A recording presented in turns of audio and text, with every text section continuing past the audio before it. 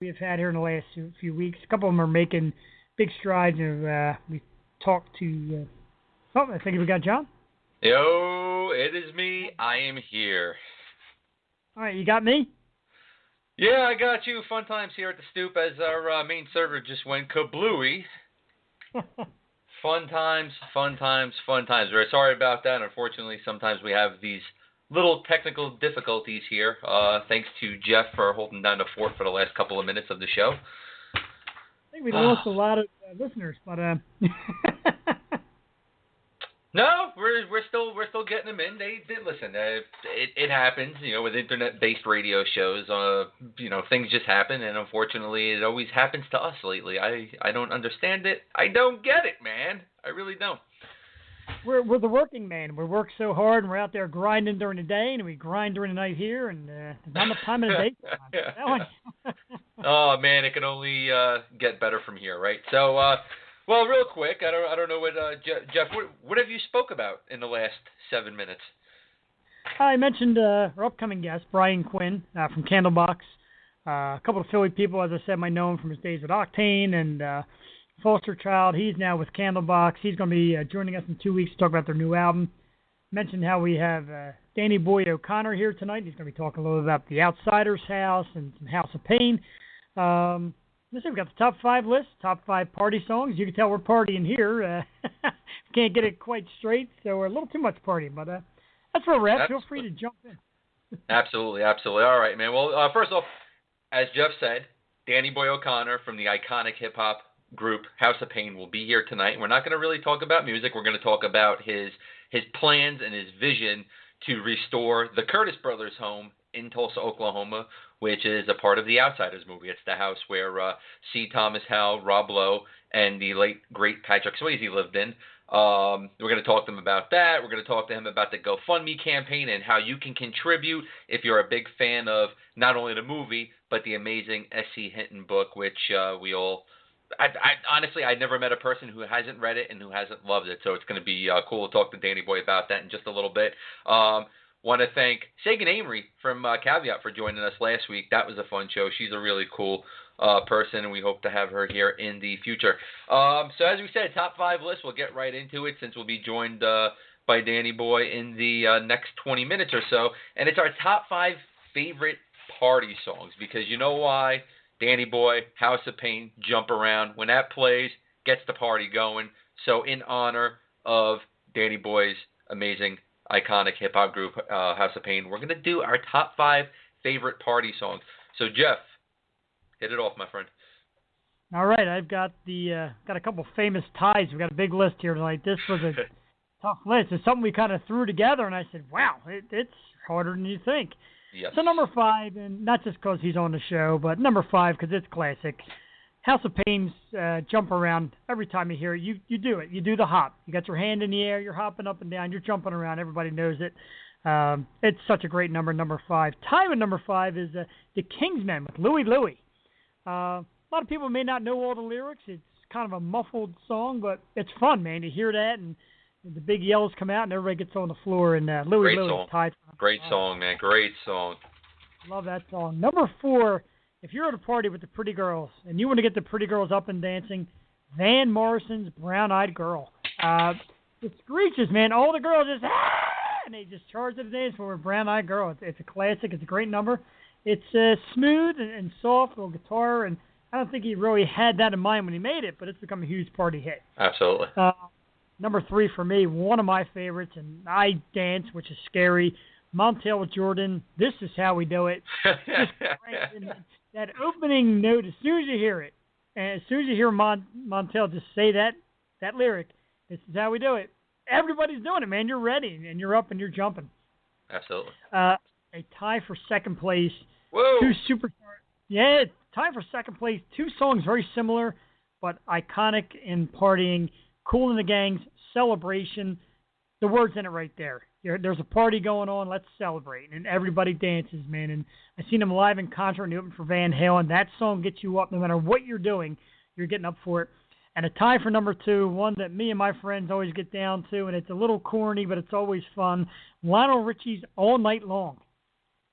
Everybody does it, man. Everybody sings Oh, everybody sings all night. They do the echo all night. Everybody does it, man. It's great. And they try to do that little lyric that nobody understands what Lionel's saying, but that's it. Number two. Number one.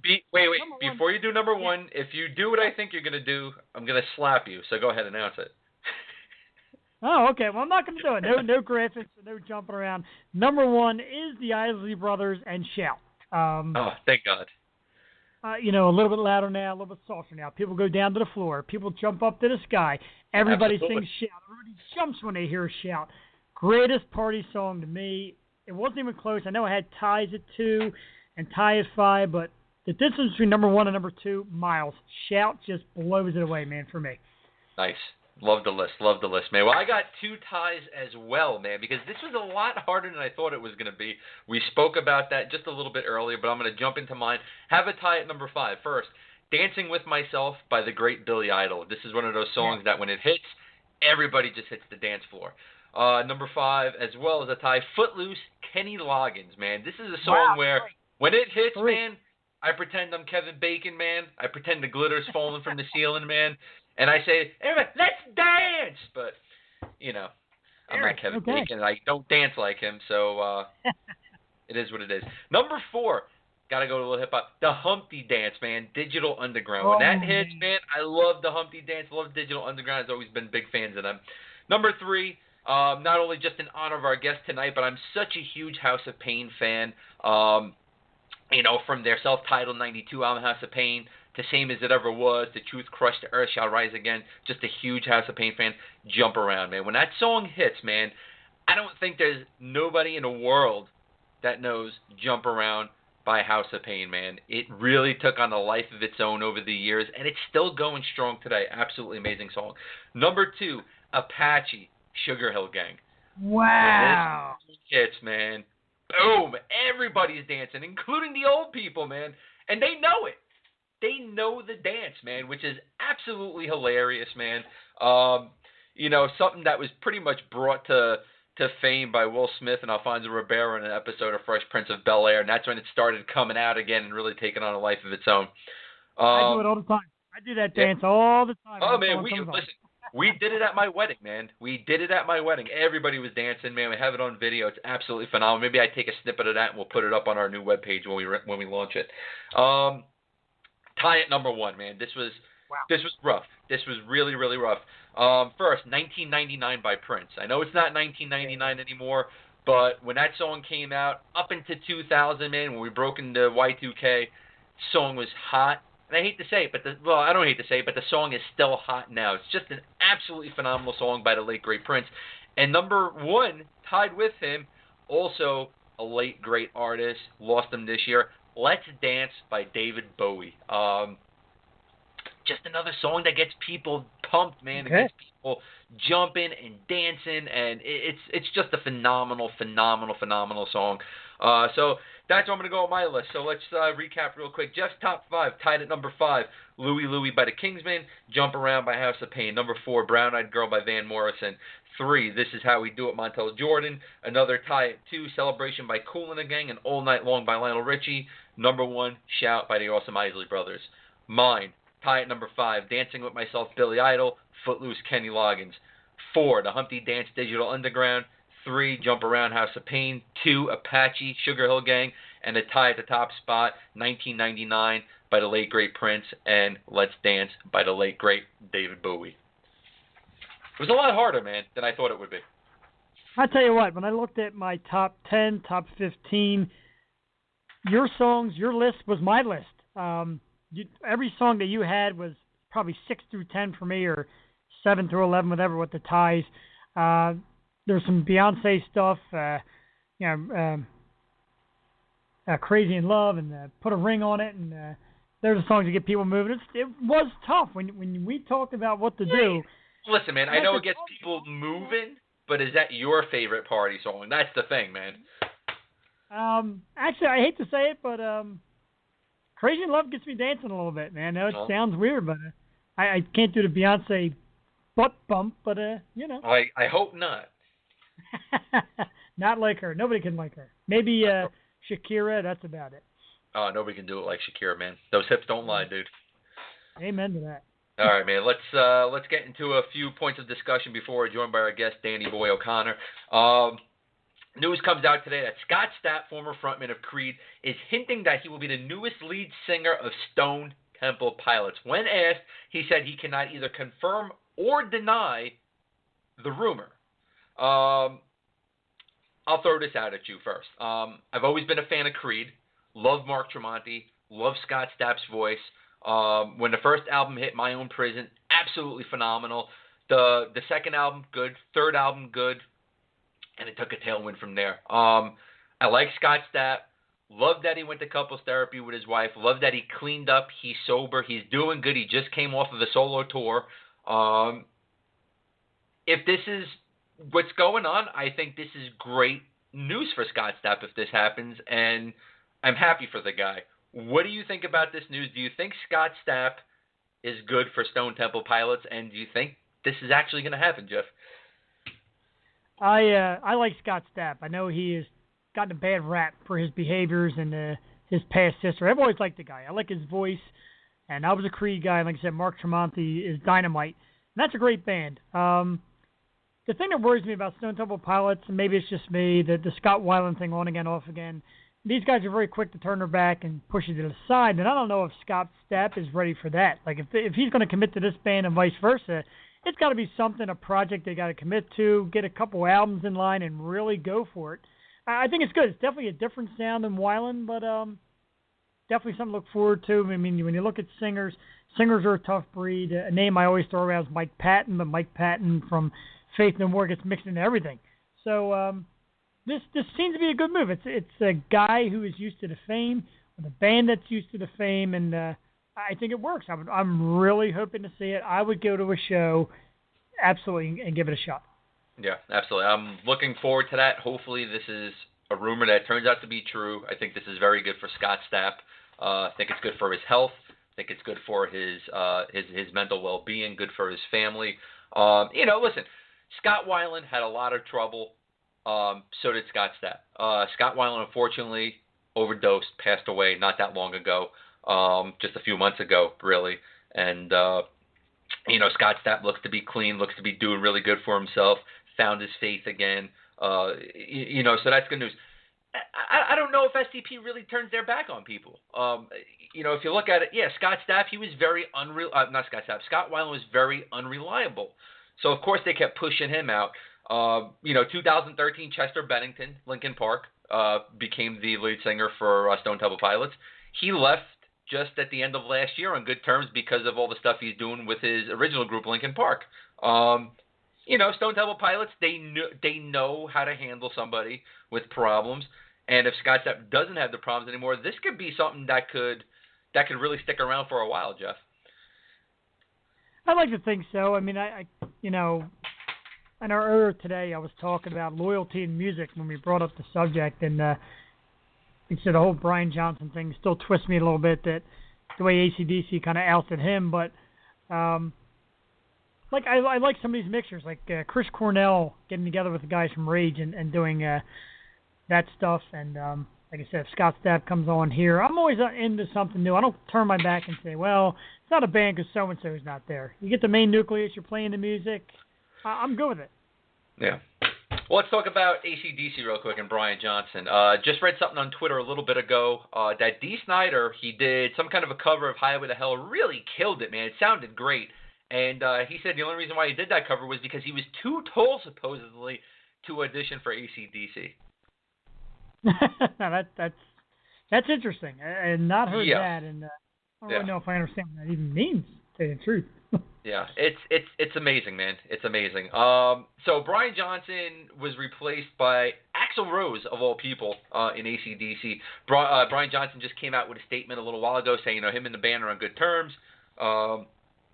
Really he can go into the studio and record. He just can't really tour, and he can't do the live stuff because of his hearing and the potential hearing loss, due to the loud sound from the amps and from the acoustics in the arena. So my question to you is, Jeff, we heard that he was forced out of the band against his will. Is there any loyalty left in music? Because we've heard, over the last couple of, to a few years, a lot of band members get pushed out of bands unwillingly. Now, is that because they have problems? You know, did AC/DC do Brian Johnson a favor because they're worried about his health? Is this just they're bringing in Axl Rose for the tour and Brian Johnson's still going to record with them in studio? What do you think about the whole loyalty in music?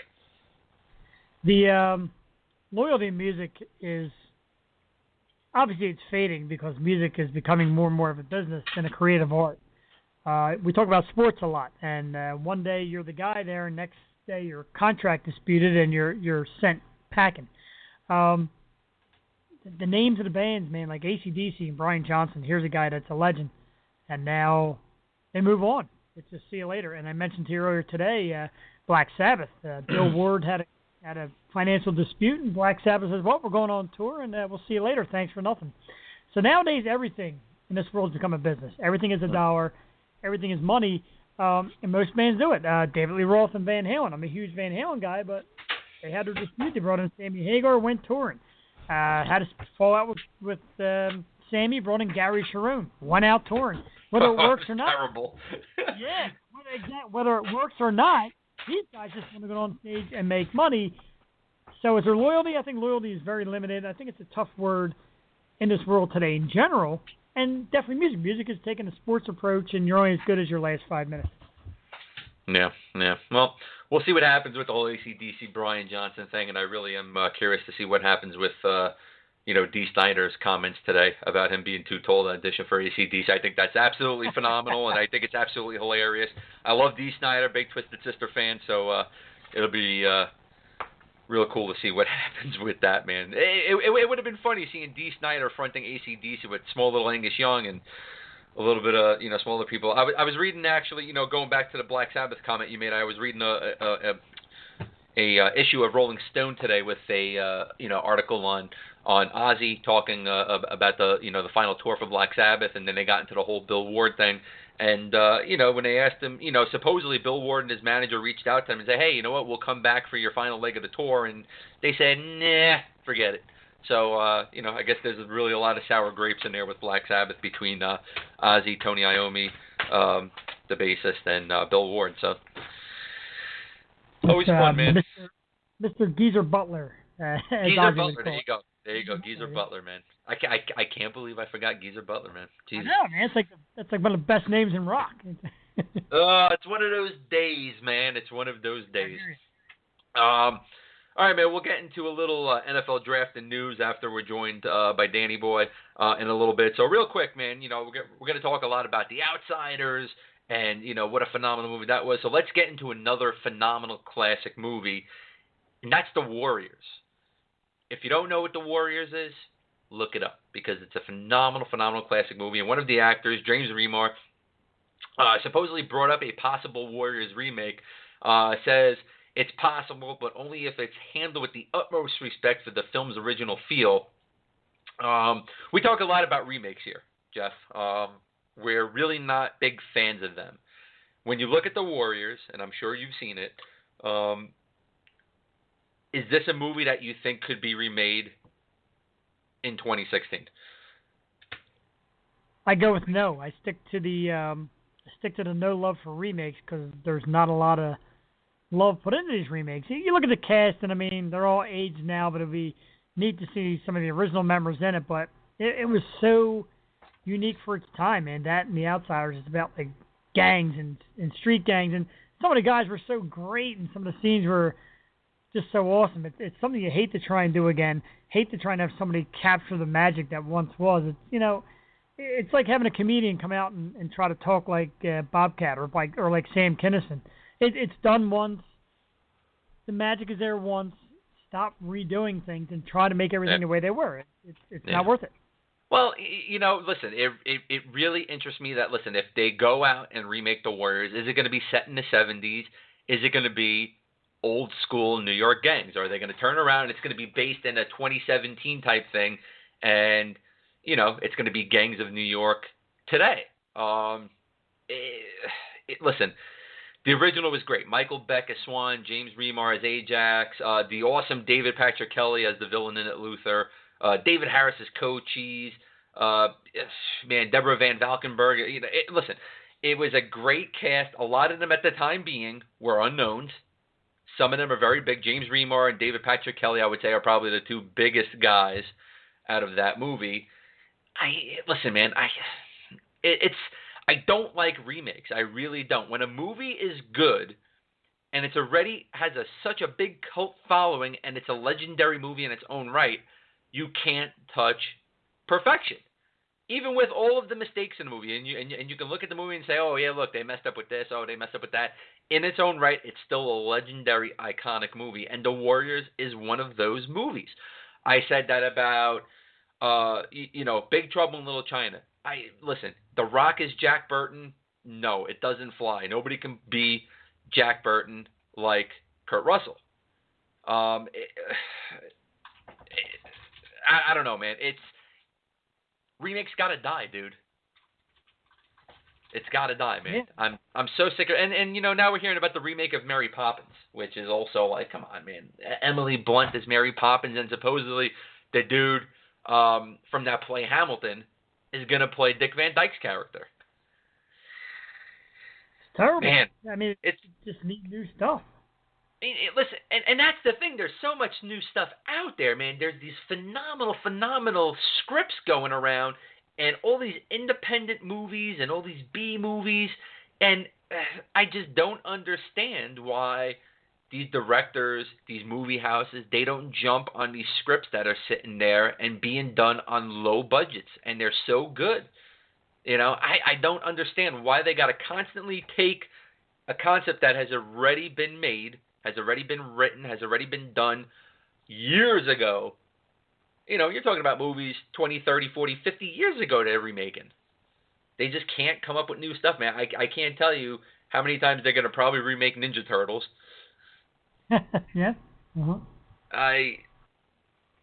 I'm just done with the remakes, dude.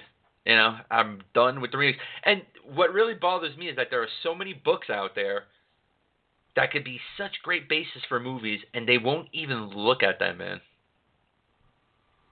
Yeah, it's it just lacks creativity, and now the lack of creativity is going to, hey, what worked back then? Let's get what worked back then, or what was big back then that people were still paying attention to we can remake and sneak in.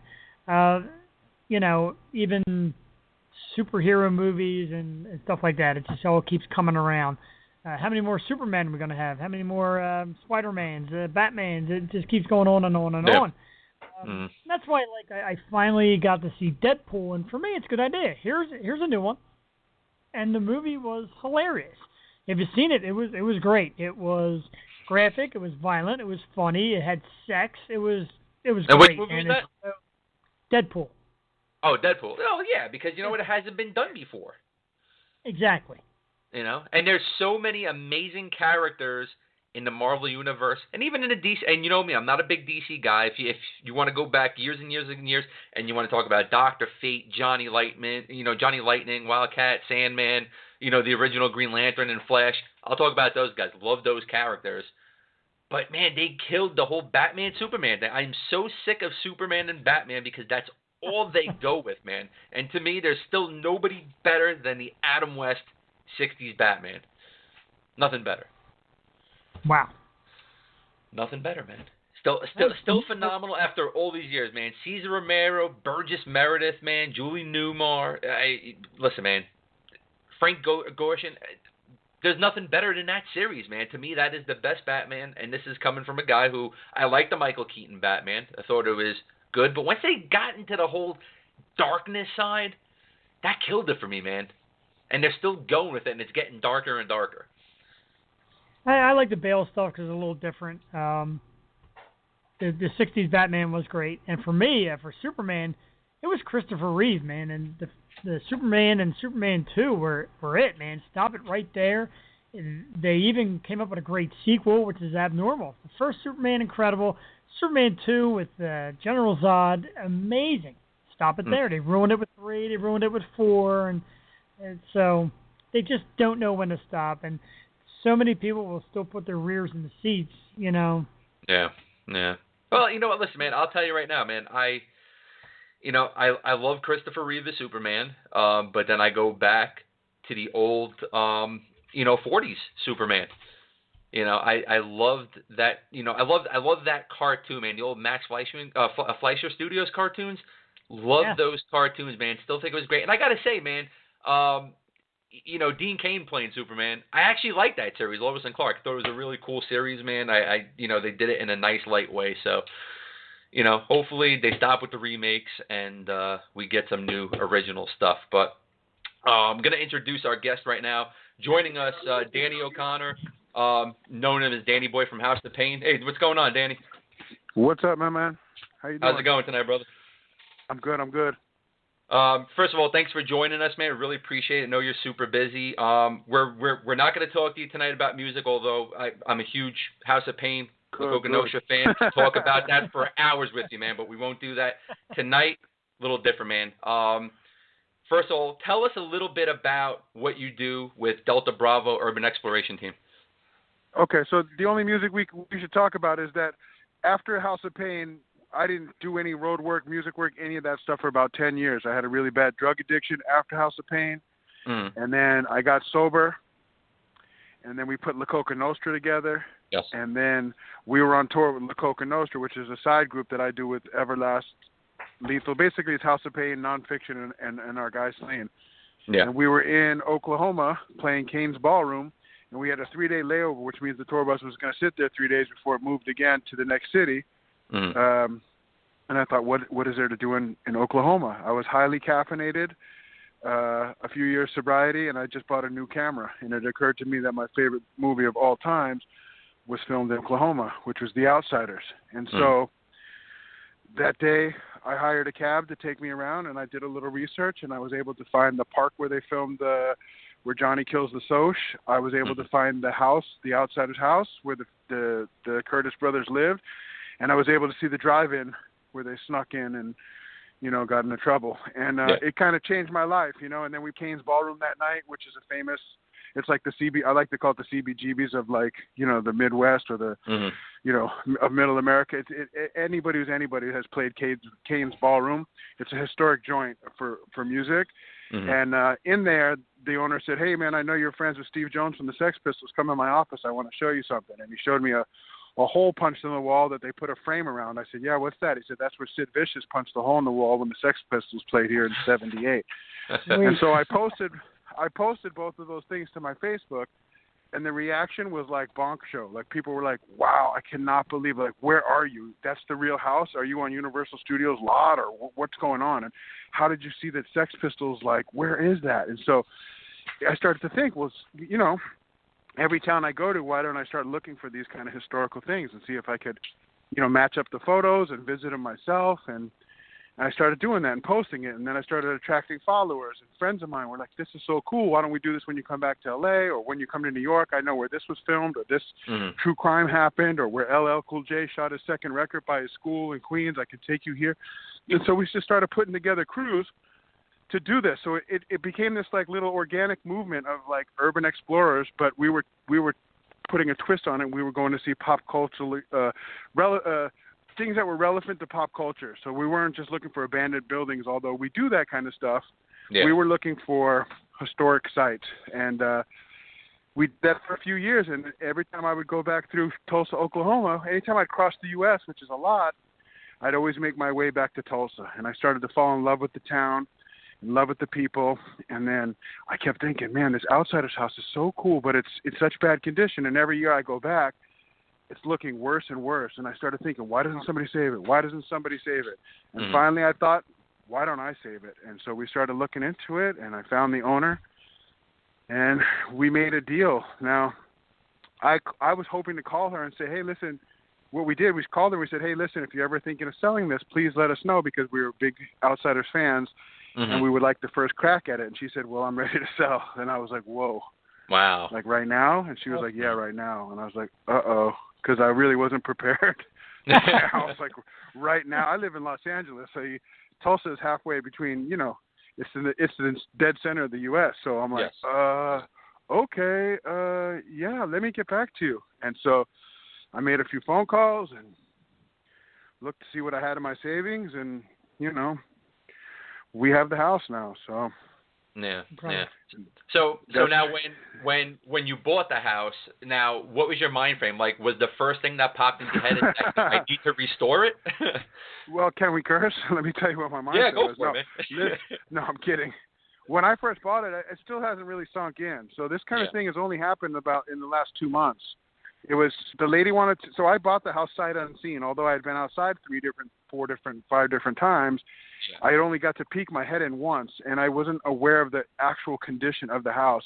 The house was in better condition in some places and worse than you could ever imagine in the ones that you don't want it to be worse in, which is the foundation, the stem walls, those things are really important. If the house is crooked, it's not built on a slab. It's kind of jacked up. It's a wood house, with cement underpinnings and stuff. So I bought it sight unseen. The tenants were still living in there. They were 8 months behind in their rent. They were basically hoarding in there. It was disgusting in there. I had to pay for them to leave and get into another spot, which was not my problem, but I wanted everybody involved to feel okay about it. That being said, if money was not an issue, it wouldn't be an issue, but it was a big issue because we don't get it. I don't get it like that no more. You know what I mean? I don't have like 90s rap money anymore. So every little thing was like, oh my God, should I have done this? I did the wrong thing. I should have, should I have done this? But then I got there, the place was in shambles, and I put the GoFund together, and I started putting posts about it, and I tell you what, not only did we raise money, and the money is the smallest part of it, the overwhelming support I got from local Tulsans has been like, I've never seen anything like it. Let's just say that. I'm overwhelmed with the offers I'll cut your grass. I'll cut that tree down that's about to fall on your house. I can come redo your floors for free. I'll help you tear out drywall. My uncle owns a company that makes drapes. We can remake the old drapes. You're missing the original door. I can make a door for you. I mean, it's been one after the other. I've never seen anything like it. So that's amazing. So far, we've raised close to $18,000. The goal was $75,000, and it's still not done. Yeah. But because of the offers and the support, I don't know if we're going to need that number anymore. We may. I'm still not sure. And also I got a check that I'm not really. One, I haven't cashed it yet, and two, I don't know if I'm at liberty to. I'm at liberty, but I haven't talked to her yet. But Essie Hinton sent me a nice, sizable check. So wow.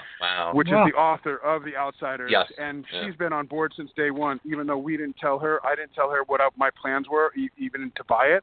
I bought it first and asked questions later.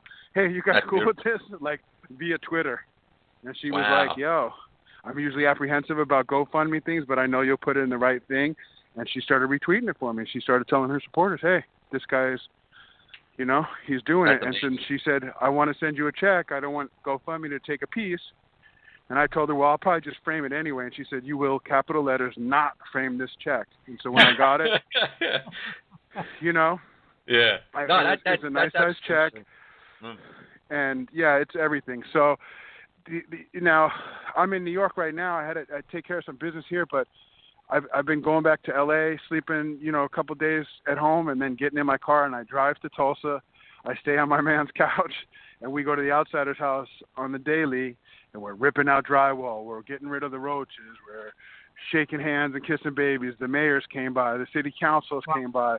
I was on the front page of the Tulsa World. I was on every channel in Tulsa as almost breaking news. So it would be like Tornado Watch. Then California rapper buys the Outsider's house. It was incredible. So it's like, it's just been like that one after the other. And every day I get a call from somebody. Hey man, I got this kind of thing. I want to donate it. A guy came out of the woodwork. He was a ex-Tulsa PD, and he brought me Francis Ford Coppola's chair, which was originally stolen while they were filming Rumblefish. So they filmed The Outsiders and Rumblefish back to back, both written by S.C. Hinton, both in Tulsa, and both, by Francis Ford. And during the filming, a homeless guy grabbed the chair and started walking off with it. And the security said, hey. And Francis said, if he wants it bad enough, let him have it. So I had heard that story from a friend that I had met online as well, who was there during the shoot. He told me this story. And then the cop hits me up and says, I got something for you. It's worth $2,000. I want you to see it. So when he came and he brought it, I had already knew the backstory. I wanted to hear his story. And he said, I was called out to the scene about a week after the chair was stolen, and there was a homeless guy living in back of a liquor store who kept playing games with the trains because the trains go by there. And the owner was scared that he was going to end up killing himself by jumping in front of a train or jumping out in front of the traffic, and wanted him out of there. So when I went to evict him out of the basically back of the liquor store, I said, grab your stuff. You got to get out of here. And he goes, wait a minute. Where did you get this chair? And the guy said, he said, like all perps usually say, it ain't mine. So my friend gave it to me. You can have it. So he's had that chair for 33 years in his man cave, and he thought it belongs in the house. And I agree, except I just don't want the Smithsonian Museum to come after me or Francis Ford to say, hey, that's my chair. So it is, everybody heard Francis say if he wants it that bad, he can have it. So, and it's been 33 years, and it's in a good home. Either way, I believe it's going to be what it's going to be. And people have been believe me, coming out of the woodworks with stuff like that. I got another collector who has Soda Pop's DX uniform. He's got nice. 2-Bits Mickey's shirts that he bought at auction in '83 when Zoetrope, I guess, had a bankruptcy sale. They sold all the props for all of his movies and all the stuff, and they bought a lot of the outsider stuff. And he said, I'll loan it to you indefinitely, and then I want it back, and then I'll give it back to you. So I said, hey, I'm not looking to own anything. I'm just looking to showcase it all. And my whole thing was just to save the house from the demo. So I got there, and a week into it, a guy pulls up, and he says, I work for Habitat. I'm in the neighborhood. I find these houses and tear them down for Habitat for Humanity. And I'm not going to lie to you, your house was on my list. And my heart stopped, and that was the kind of stuff I was thinking in my, my mind, like, what if they tear this house down? What if this house burns down? What if, and it was true. It was like that little voice in my head was telling me, dude, step in, buy this thing because they're going to tear it down.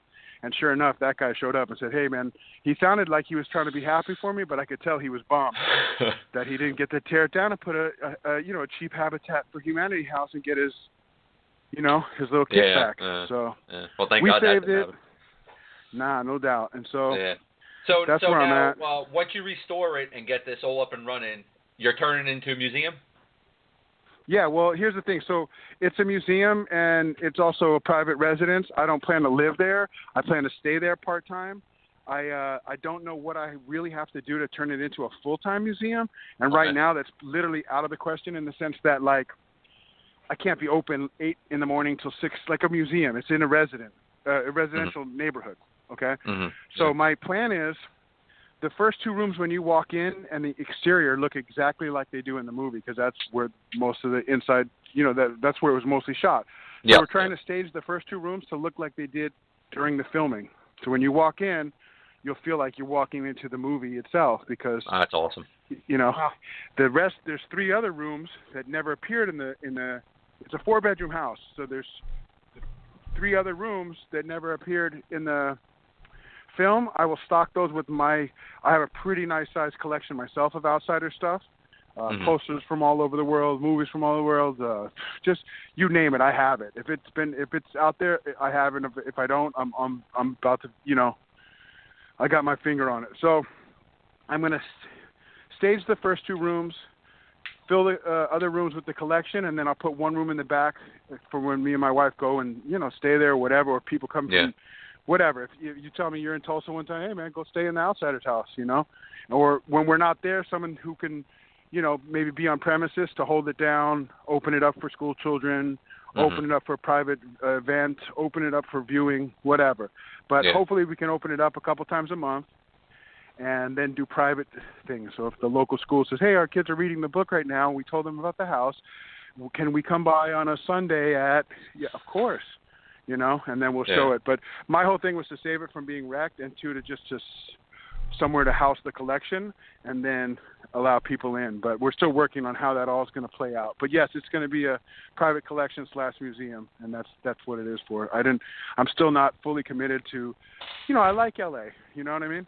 So, and I love Tulsa, but I still have to, I got 1 foot in and 1 foot out, as far as committing to living there full time. And then I like my privacy as well, and you're not going to get it in that house, especially since we started, I mean, I was in restaurants and people were coming up asking for autographs and thanking me. I felt like it was 92 again. I jump around, I just come out. You know what I mean? And I hadn't got that kind of attention in a long time. So Tolson's no, and thank God, and you know, God bless them. But so we're sorting all that out. But yeah, you know, that's where we're at right now, and that's, you know, it's my passion. It's what I do, and I only look at myself as a custodian of this thing. You know, hopefully it'll outlast all of us. So. Yeah. Did you think when you were wrapping up and, you know, really big in the 90s that this is what you would be doing now? No. And again, I talked about the you know, I've been up and down and every which way but loose. And so for a dead guy, I'm doing pretty good. I never seen this coming. Yeah. But what this has done is freed me from being, quote unquote, like Danny Boy, which might not be something special to you, but it's a full-time job for me to carry that bullshit around.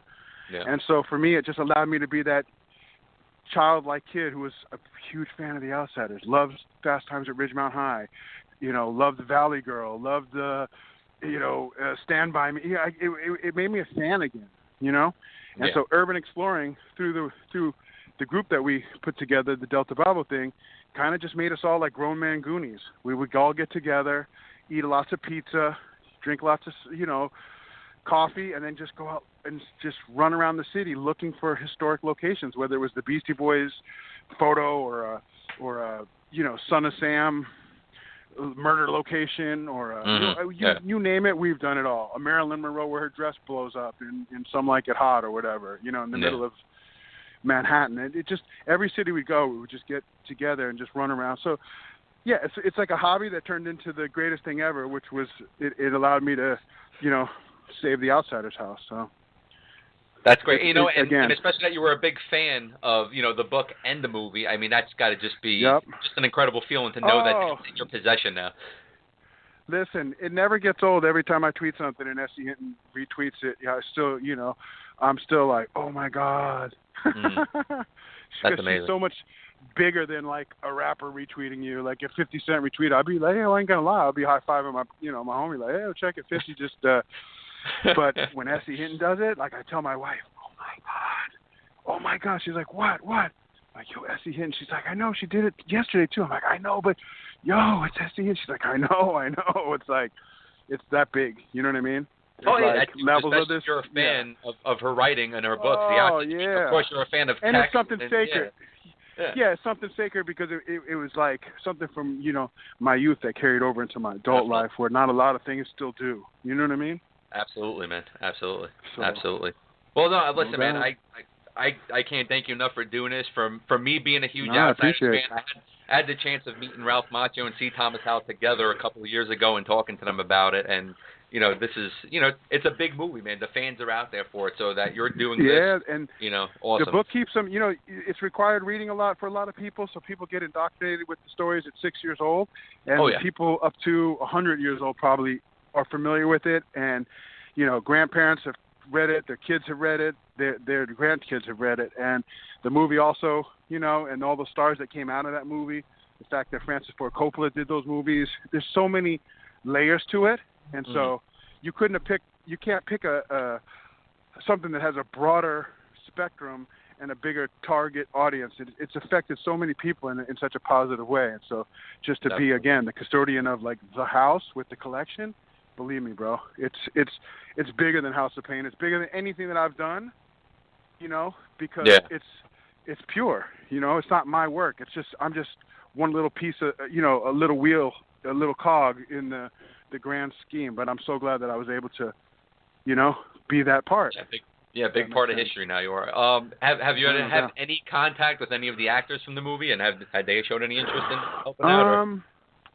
Well, yes and no. So, one, I want to say this: on August 6th, for all the Tulsans listening, we're doing an event at it's called the Venue Shrine. Yes. And we have C. Thomas on board. We have Darren Dalton, who was the Soch, Randy. Yes. We have the kids from the 52 card pickup scene, which I always knew two of them, but now we found the third guy, the brunette-headed kid. Oh, nice. We just found out who he was. His wife said, yo, that's my husband. I was like, no way. So I started talking. He's like, yeah. He ran down the whole story and how he was picked. He was just sitting out on the railroad track by his grandmother's, and they said, hey, you interested in you know? He's like, you know, a 6-year-old kid. He's like, sure. And they put him in the movie like that. So we were looking for him for a long time. We got a bunch of the cops that shot Dally. But we're throwing that event. And then Matt Dillon, I've always been a fan of, even, you know, prior to The Outsiders, there was Over the Edge. There was My Bodyguard. You know what I mean? Oh, yeah. Some of the movies he'd done before that. And you know, I was a huge fan of the character, the Dallas Winston character. So he follows me on Twitter. I follow him on Twitter. He sees the post, because so far no direct like, yo, I want to give you the gun for that movie. None of that has happened yet. That'd be nice. So, and then, yeah, I know, right? You know, you got to think big. And then Tom Cruise, who knows how to, he's like in a different stratosphere. Oh, and Rob Lowe follows the Outsiders House page and has like responded back to tweets that someone has like included me, S.E. Hinton, in, but never said, hey, I love what you're doing, and, you know, how can I help? So I think my best guess is they're waiting to see how real this thing is. And even though it's real, some people want to see you show and prove, you know what I mean? Before definitely. So, and fair enough, I'm here, so I'm going to show and prove. So I'm not, again, I would have thought maybe they would have got involved sooner. Yeah. But on the same token, I understand, hey, even if they don't show up, no worries. We got this, because the way that the community as a whole jumped in and helped me out with this thing, there's no fear behind it. There's no stress. I haven't been stressed by any of this, and it's a big task for me. I mean, I'm the kind of guy, my laundry is unmanageable. You know what I mean? I think about having to do it, I'm like, I get overwhelmed. This house is overwhelming, but I don't feel any of that fear once I got to Tulsa, because that community put me in the center and gave me that big, like, hug, you know, and we got you. And I've never felt that before. So yeah. Well, you seem to be enjoying yourself doing it too, which is really nice. You can see from the pictures when you put it up, you're lighting up, man. It's cool to see. So yeah, I appreciate it. Yep. Absolutely, man. Well, you know what? We're going to get the link out to our listeners tonight. We're going to put it up on our Facebook page and everything. So, Danny, listen, thanks for joining us, man. We really appreciate it. We got to get you back on in the future, man, so we can talk. Hey, next time we'll talk music. I'll bring on Ill Bill and Slain, and we'll chop it up. Awesome. I'll tell you all the you know, all the House of Pain craziness, and I'll tell you all the good stuff with Lacoca and et cetera, et cetera. But I appreciate you, man, and I really appreciate you helping me spread the gospel. And you know, not to sound cliche, but I will, man. You know, you guys stay gold. You too, man. Thanks so much, brother. Appreciate it. Talk soon, guys. Take care. Cheers. And that was Danny Boy O'Connor from the iconic hip hop group House of Pain. Dude, he lights up, man, when talking about this project, man, and it's nice to see that he's doing good. You know, he's clean, and you know, he's doing something really good, not only for the people of Tulsa, but for the fans of S.E. Hinton, for the Outsiders book, for the movie, for Ralph Macchio's fans, for C. Thomas Howell's fans, for Rob Lowe, for Patrick Swayze, you know, for everybody that was involved in this movie. It's a great thing that he's doing, Jeff. Really is, and he is really into it. He's so excited he can barely catch his breath, man. He's talking and loving it, and it's great. It's kind of like what we do here. You do it for the fun. You do it for the people who are into it, and you're into it to yourself. And it's more than just, hey, what's in it for me? And absolutely. You know, that's awesome. It's such a great thing. It makes the project that much better. And the fact that he's so into it is going to make it, when it finally is all said and done, it's going to make it just incredible. Absolutely. And you can go on Facebook. It's facebook.com/The Outsiders House. And if you're just a Monsters fan that wants to donate even $5 of your money to help Danny with this amazing project he's doing, you can go to GoFundMe.com/The Outsiders House. We'll have both links up on our Facebook page. We'll have both links up on our Twitter. And hopefully in the next couple of weeks when we launch our official website finally, still working hard on it, we'll have something special for Danny and the Outsiders House project up there. Awesome stuff, man. Let's jump into a little bit of sports real quick, man. The NFL draft finally was here this past week, and it left. And you know what, man, we had some interesting things happen in the NFL draft this year, Jeff. And one of the big things was Laramie Tunsil dropping from pretty much one of the top 3 picks down to number 13 going to the Miami Dolphins because of supposedly somebody hacking his Twitter account and putting up a video of him smoking dope out of a gas mask bong. And then he gets picked by the Miami Dolphins and Mike Tannenbaum, former Jets GM down there. And what happens later on, his Instagram gets hacked, and supposedly it's a text message conversation with him and his coach over at Ole Miss, supposedly asking for rent money for his apartment and his coach agreeing to give it to him, which he actually admitted at his press conference. It was an interesting draft, Jeff.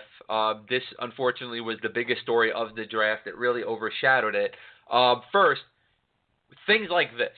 Laremy Tunsil, what do you think is going to happen next? It's kind of like I said earlier. It's a tough racket because they are still, in essence, college kids. These are young kids still, 20 years old, just coming off being teenagers, and they see smoking dope and partying, and even as far as like the Twitter comments where people were saying, oh, like Jared Goff said he wanted to punch Puig and Yasiel Puig from the Dodgers in the mouth and stuff like that. They're kids, man, and you kind of hope they grow out of it. If they don't grow out of it, they'll grow up to be older assholes, and they'll be out of the league anyway. Some of our kids are going to grow up to be men. Their mistakes are going to be past them, and they're going to be playing the game and getting paid big money for it, and people are going to root for them. Some people don't get past it. You know, your Johnny Manziel. He's not going to get past it. All right, fine, he's out. Look, now nobody wants him. This kid Tunsil, I think he felt the remorse, kind of talking to him on draft day. He said, you know, the goal now is just to be the best guy that was taken in this draft and put everything else behind him. Let's see if he does it. It's going to be real interesting. Now, let's talk a little bit about the first couple of picks. Los Angeles Rams go with Jared Goff, which really surprised a lot of people thinking Carson Wentz was going to go number 1, but he went number 2 to your Philadelphia Eagles. What do you think about this pick? I'm willing to give this pick a shot. I know people are down on the Division 2A or whatever, but he's a winner. He's won a couple championships down in North Dakota there, and Goff he doesn't have the winning record. Both big kids, big, strong, good arms. I think the Eagles made the right move because they get a guy that's mobile. It always seems to be a Philadelphia thing. A quarterback with decent legs always seems to do good here. The Randall Cunninghams and Donovan McNabbs. And even a brief stint with Vic, this team needs guys that can move around, and I think it's a great pick. I think they did tremendous. Of course, the proof is in the pudding. Got to wait to see how it is on the field, but cost you a lot to get him, but I'm going to give him every chance. Going to welcome the guy with open arms. Let's see what he can do.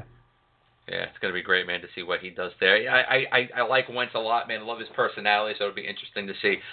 Joey Bosa going to the Chargers. I know this really shocked a lot of people with the Chargers taking a defensive end number 3, but this is what they really needed.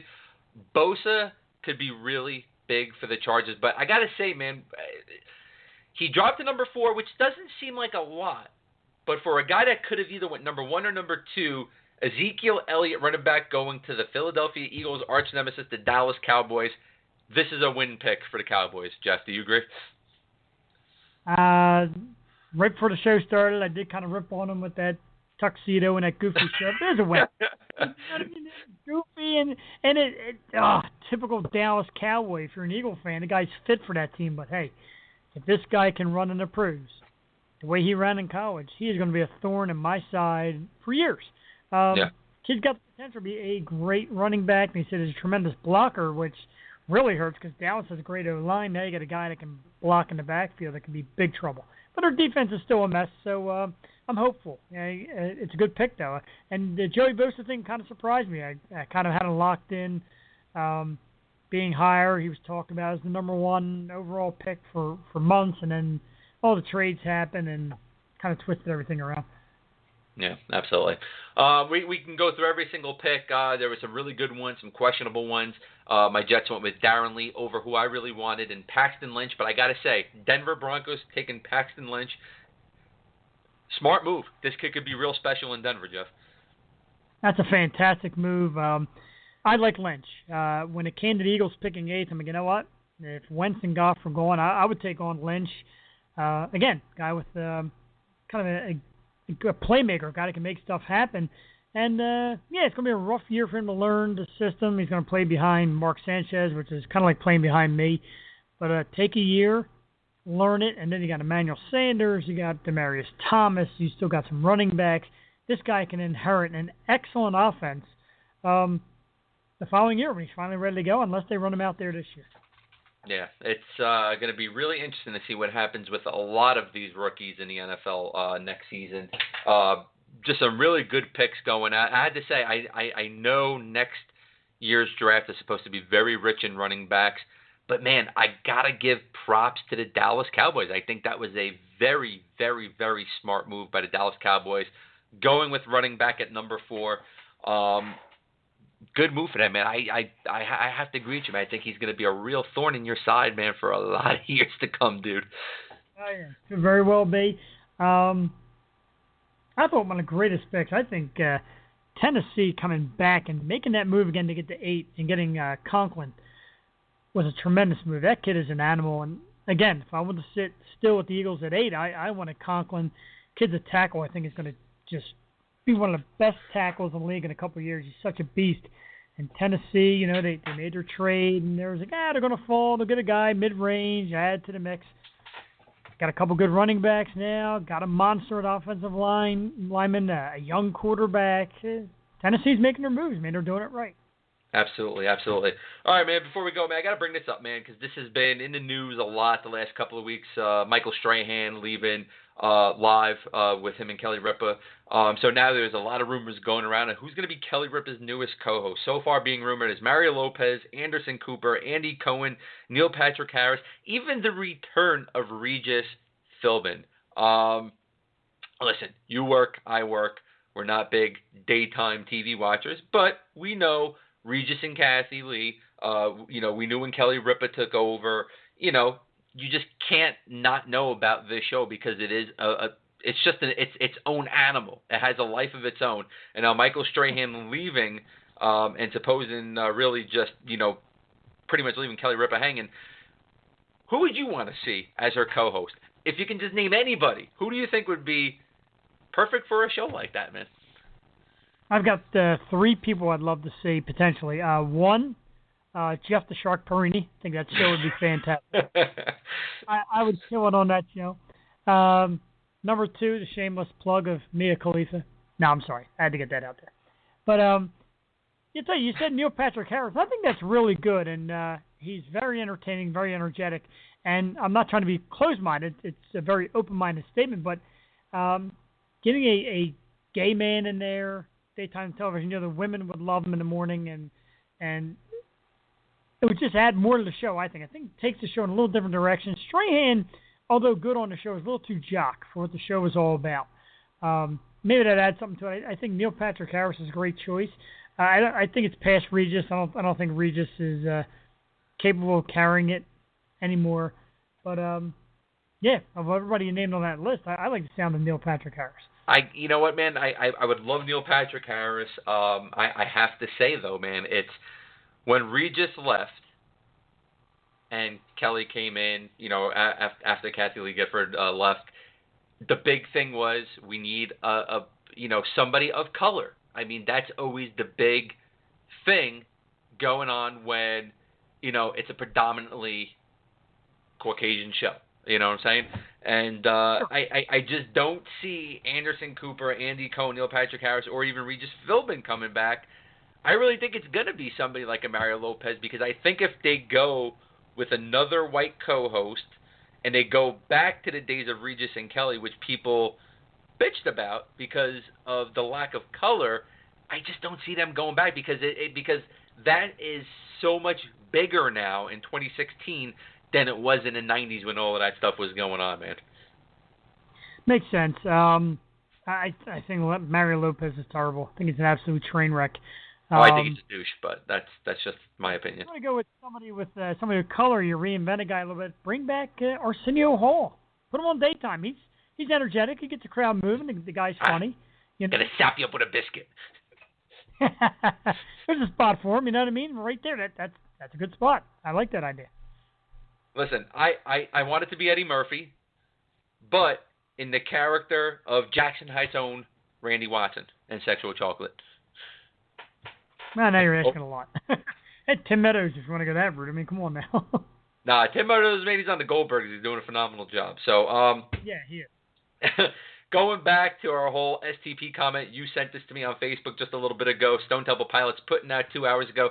Despite recent comments, Scott Stapp is not, nor has he ever been considered as the singer for Stone Temple Pilots. Damn shame.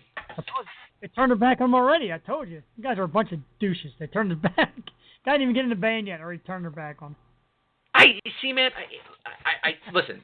They asked Scott Stapp about a rumor. He said, "Listen, I can't say yes or no because maybe he didn't know if he was being considered to be in this group." The way Stone Temple Pilots worded it on their Facebook page, kind of think it's kind of douchey. Despite recent comments, Scott Stapp is not, nor has he ever been considered as the singer for STP. Why can't they have written, "We love Scott Stapp. We know he's a great singer. We're still in the middle of considering a lot of people." To me, this is kind of a dig at Scott Stapp. To me, I mean, and it's only what you read when you hear. The Leo brothers, Dean and Robert, they just strike me as two just egotistical jackasses, really. I mean, always got, and they say, yeah, they could have played it simple. Say, well, we've heard the Scott Stapp rumors. We haven't spoken to Scott at this time or anything like that. Just not in big letters and is not being considered in big letters. That's childish. Yeah, that's, I don't get it, man. I really don't get it. So what you're saying is that the DeLeo brothers, they're kind of like the Gallagher brothers, and are they as douchey as Alex and Eddie Van Halen, or you think they're douchier?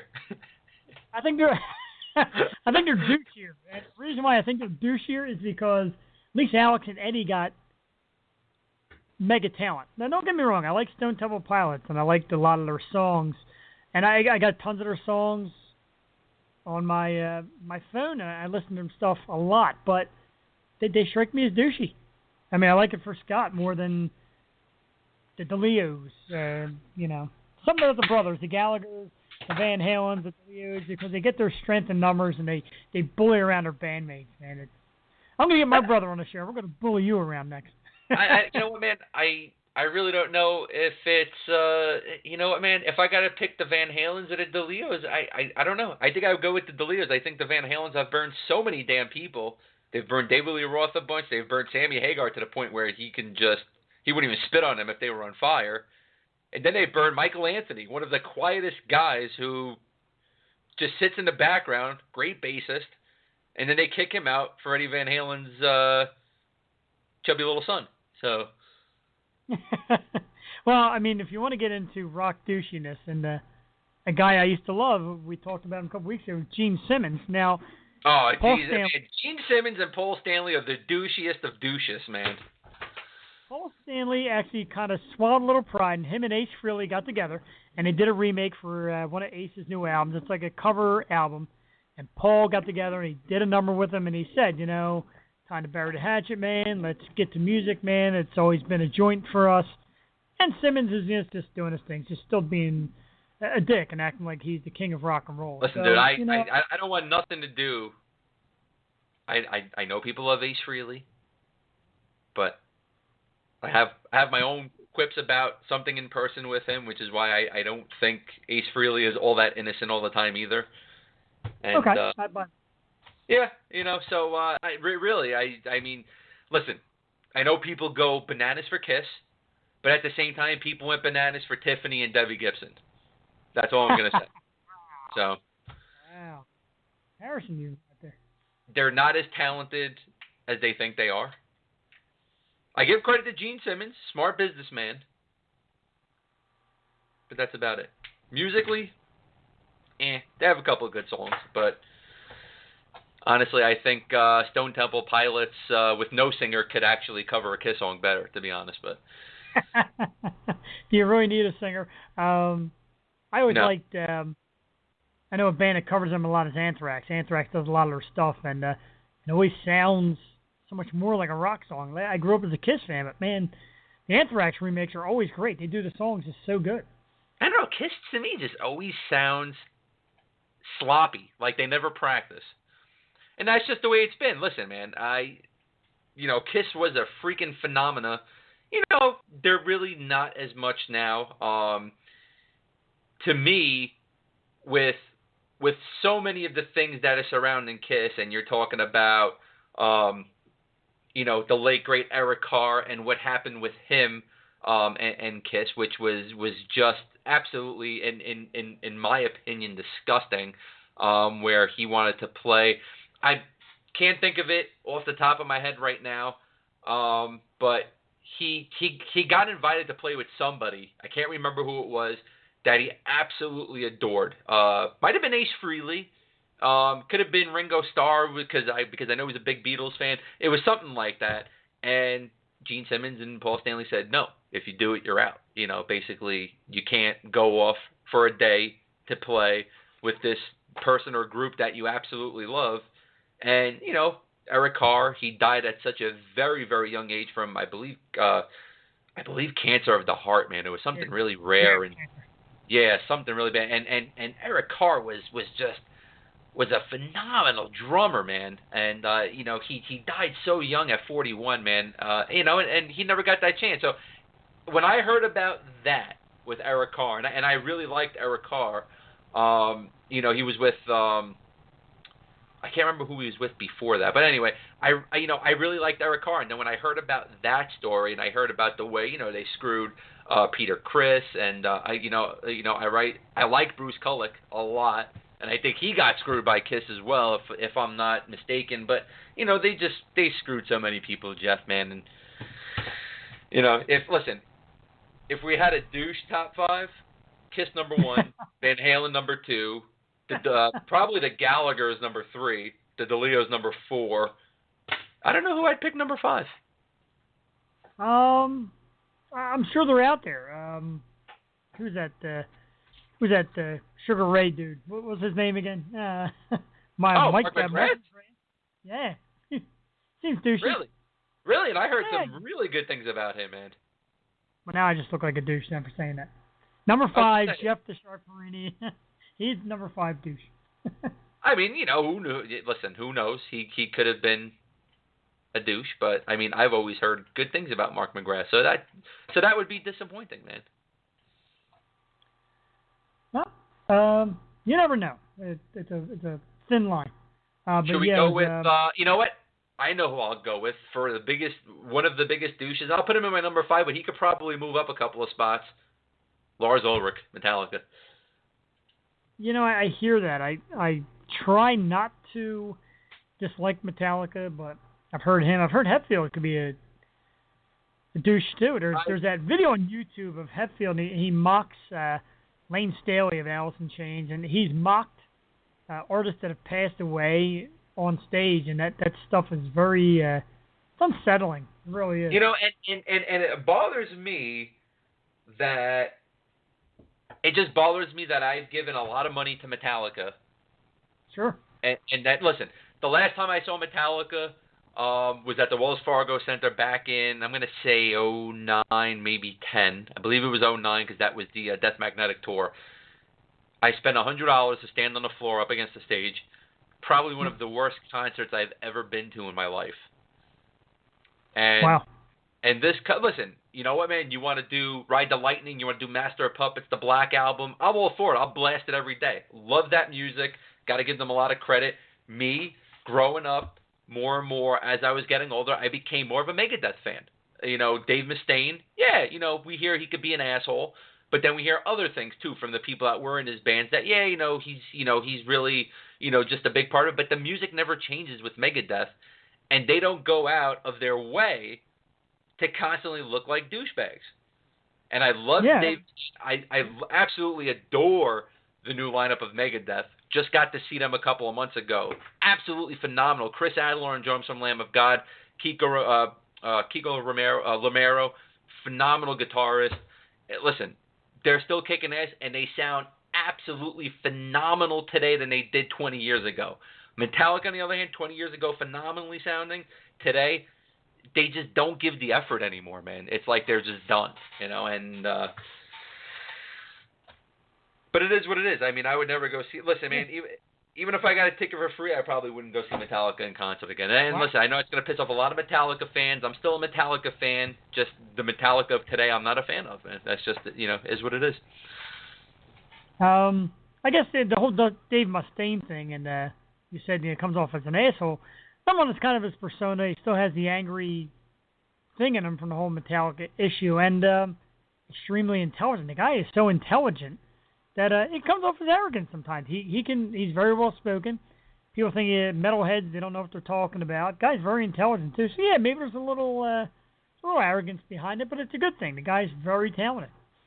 I would absolutely love to have Dave Mustaine on here and just talk to him.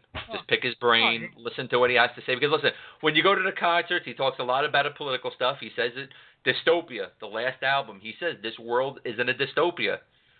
You can't not agree with that. You know? Yeah. The guy is smart. He sees things that are going on, and he speaks it in his music. So, yeah, I'm pro Megadeth, dude. And that's just the way it is. So, maybe we'll do our top 5 douchebag list real soon. I like that. I like that a lot. Not afraid to put myself on that list. Nah, how can I put myself on a list when guys like Jerry Jones run around this planet? There's a douche. I can go on. You say that because of, who he is, and you're an Eagles fan. I felt the same way about the Flyers and Ed Snyder, and I felt the same way about the Phillies and all of their guys, and you think they're the bee's knees, and you think the Mets, well, shit, I have to say, I think the Wilpons suck, so, and I think they're douchebags, so, man. How about Belichick? How big of a douche do you think Belichick is being a Jets fan? Oh, dude, even if I wasn't a Jets fan. See? Because of who he is. Bill Belichick is a dumbass, so. But that's just because he's always been a dumbass. He was a dumbass when he was on the Jets coaching staff, and I didn't like him. I hate to say it here, and being a huge football fan, the guy rolled in shit and came out smelling like a rose. He rolled into this Tom Brady thing. He rolled into this little defensive scheme, and he found, somehow, ball players that united. Teddy Bruschi's and Vrabel and Willie McGinnis and guys like that, that mesh. And then, from there it just kind of ran out because they were a constant winner and everybody wanted to be part of a winner. Listen, Bill Belichick has a lot to thank the New York Jets for. He has a lot. He got paid by them for a few years. When Bill Parcells was there, they let him walk. They could have really fought that, but they let him go to New England. And if it wasn't for Mo Lewis and that massive destructive hit on Drew Bledsoe, which almost killed Drew Bledsoe, he was close to dying, legit. Yeah. Who knows where Tom Brady would be today? Because Drew Bledsoe probably could have played another year, 2, 3, 4 years in New England because he went on to play with Dallas for a little bit and I believe Buffalo, right? I believe you're right, yeah. Yeah, so, I mean, he went on to play, I'm pretty sure, a few more years after that. Yeah, because 2001 is when he got hit. He played from 2002 to 2004 in Buffalo, 2005 to 2006 in Dallas, 2 seasons there. Tom Brady could have been just a clipboard guy. Absolutely. But everything happens. I guess everything happens for a reason. You can't, Listen, everything happens for a reason, and, if you're proud to be winners by cheating, then I guess have fun with that, so. Yes. Crazy stuff. Barry Bonds, he runs with it. Man, don't even get started on Barry Bonds and the whole D. Gordon thing, man. He's already teaching his hitters the Barry Bonds way. Everybody said that right away. I got a guy at work. He is a Miami guy for everything. He's not a front runner or any of that. He's a huge Dolphins guy. He's a huge Marlins guy. He's just a Miami guy. And he said, this is what I got to deal with. He said, Barry Bonds comes to town, and now D. Gordon's doing PEDs. And if it doesn't go hand in hand, man, it can't get any crazier than that. Let me ask you this. How in the hell is Barry Bonds in Major League Baseball? He cheated. He lied. He still didn't admit to taking PEDs and steroids. Yet, Rafael Palmeiro is a ghost. Yeah, absolutely. It depends on the guy. I mean, Mark McGwire got jobs in Major League Baseball, and he's a hitting coach. Here's a guy that was known nothing more than being juiced up and tagging a baseball and knocking it 500 feet. But he's a hitting coach? What is he teaching these guys? How to slap it the opposite field? That's like Ryan Howard being a hitting coach and teaching guys how to hit to the opposite field. It doesn't make any sense. And now Bonds. He's known as a home run guy and an alleged, get that word in there, alleged steroid abuser. He's got a job in Major League Baseball. Unbelievable, man. You know, man, and you know what? That always baffles me, too, man. When pitchers suck, they play maybe 5 games in the majors because they're so awful. How do they become great pitching coaches?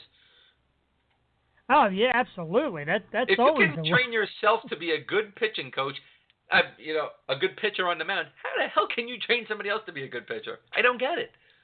For years, the Phillies had Rich Doobie for years, and never a big Rich Doobie guy, but his career was nothing. And here he is, this great pitching coach. And, I guess it is when you're on the sideline enough or in the dugout enough or whatever, and you're watching guys that are really good, maybe you learn something. I've said that forever about Doug Peterson, and now he's here with Philly.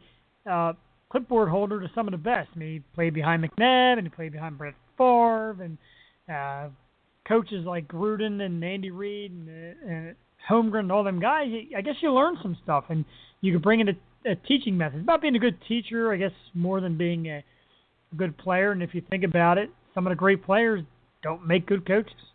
I mean, listen, look at Rick Peterson. When he was with the Oakland Athletics, that pitching staff was phenomenal. He was sought after. The Mets signed him to a big deal.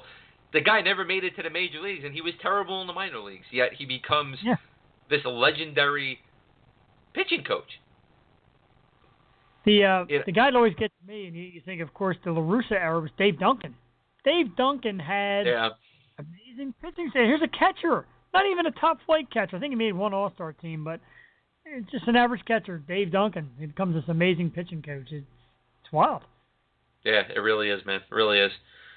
Something that we'll talk about later on in the program. So, you know what? Great show tonight. We want to apologize for the technical difficulties in the beginning. Hopefully, if you're listening to this show later on and not live, you stayed with us for the opening, for a little bit of that dead air in the beginning.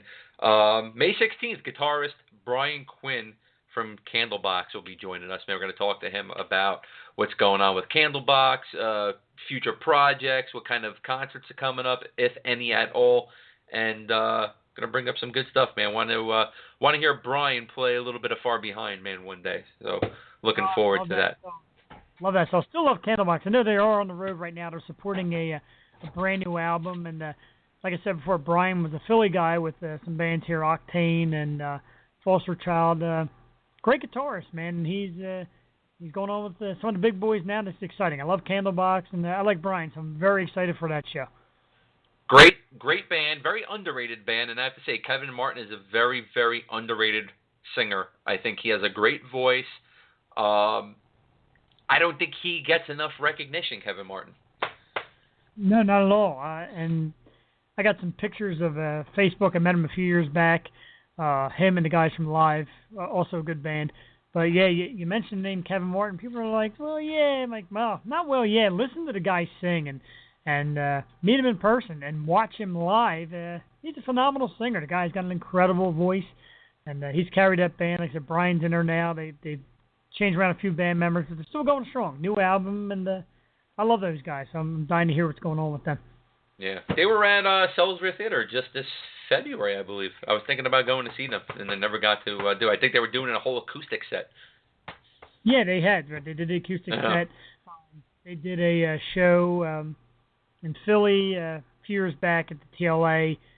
Just still a great band, man. They're holding their own. Not as big maybe as they were in the 90s, but a band worth seeing to get out there. I mean, their tickets are usually reasonable, and it's a great show. A lot of songs you'll say, oh, yeah, I remember that one. No, very, very nice, very nice.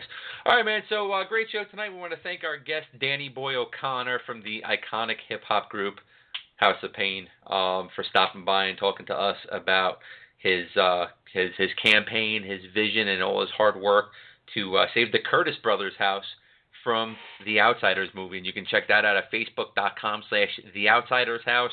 And if you want to contribute and help out to a very, very historic house from a legendary movie, you can go to gofundme.com/The Outsiders House. We'll have those links up on our Facebook and Twitter. If not tonight, definitely early tomorrow. once again, thanks, Danny, for stopping by, taking the time out of his busy schedule. I know he's hanging out in my old stomping grounds in New York City right now, so can't thank him enough for doing that. Also, Brian Quinn, guitarist from the amazing band Candlebox, will be joining us on May 16th. And we have some other guests to announce, so stay tuned. Monday night coming up. We don't have a guest just yet, but that always changes here at the Stoop because we're always reaching out to some of the best people we can get. Really excited for some of the guests that we are going to be announcing real soon, Jeff. I told you one tonight while we were on the show live in your Facebook, and I know this is a person you're a big fan of. Love this person. Not going to say what or who. Love this person. Also try reaching out to them before, and the fact that you have this person coming on really excites me. I'm so excited. I think it's outstanding. Yeah, and she was so sweet to me talking to her tonight. Really, really, really. Well, there's a hint. She's a female. Can you guess? Really, really cool girl. It's not Mia Khalifa. Yeah, no. And once we announce you, you'll be like, you'll say probably who, because she hasn't been around for a little bit. But once we start naming some of the movies and TV shows she was in, you'll know her right away. She was she was a big part of the mid to late 80s and into the early 90s. Can't wait to announce that. We're just working on some dates with her, and hopefully we'll have a date tomorrow. We can announce it either on our Facebook page during the week, or we'll wait till Monday on our show. So once again, thanks, Danny Boy from House of Pain, for joining us tonight. You can join us next Monday. We will be back, guest or no guest. So for Jeff the Shark Porrini, I'm Jonathan Ragus. You all have a great, great night. Good night, everybody. At Nissan, our lineup is taking the Galaxy by storm. And right now, you can save big during Nissan's Go Rogue year-end event. Shop your local Nissan store and choose Nissan.com today for great offers. And see Rogue One only in theaters. Take on any Galaxy.